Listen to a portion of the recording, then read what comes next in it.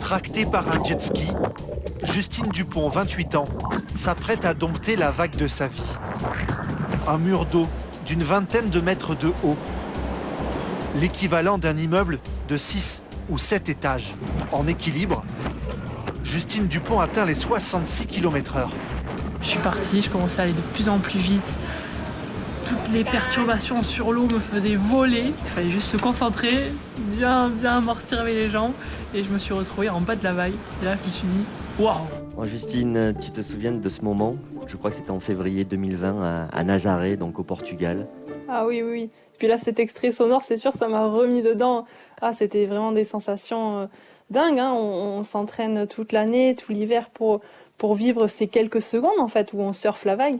Donc c'est assez futile. Donc c'est vrai que je me rappelle vraiment cette vague quand j'ai lâché la corde et que je suis partie sur la vague, parce qu'au début, donc c'est Fred, mon copain, qui est sur le jet ski. Lui, il est plus haut, donc il regarde les vagues, il va me positionner le mieux possible et me donner de la vitesse. Et donc moi, je suis derrière, comme en ski nautique, hein.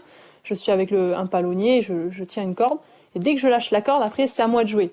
Et là, je me souviens pleinement ce moment où j'ai lâché la corde, je me suis dit, c'est maintenant, c'est quelques secondes, viler à fond et à 100%, et j'étais pleinement là, présente, et c'était vraiment magique. C'était quelque chose où j'avais l'impression de faire, on peut le dire comme ça, de faire un avec l'élément, avec la planche, avec tout. Il y avait rien d'autre qui existait que juste surfer cette vague, prendre de la vitesse.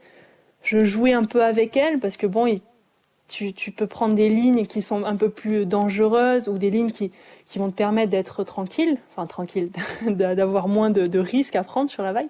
Donc c'est un jeu, voilà, c'est un jeu d'essayer de se frotter le plus possible avec elle, mais ne pas non plus se faire manger par elle. Donc mon but, c'est quand même de surfer la vague du mieux que je peux, de la finir, de rester sur ma planche à la fin de la vague et d'être récupéré du coup par Fred et Clément.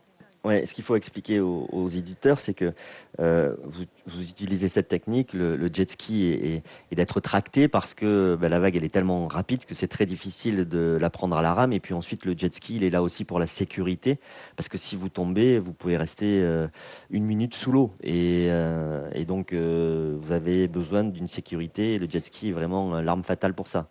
Ah oui, et puis même quand on surfe à la rame, donc ça c'est quand on a juste une planche et c'est nous qui ramons pour prendre la vague, et ben, il y a besoin du jet ski, parce que c'est des masses d'eau qui sont tellement puissantes, qui bougent dans tous les sens, qui sont tellement énormes que finalement nous on est lent, on est rien, on est ridicule dans l'océan. Donc le jet ski nous aide énormément pour la sécurité, venir nous chercher et nous mettre dans des zones sans danger. Donc oui, c'est hyper important, et c'est ça qui fait la beauté de ce sport, enfin que moi j'aime aussi, c'est ce côté d'équipe.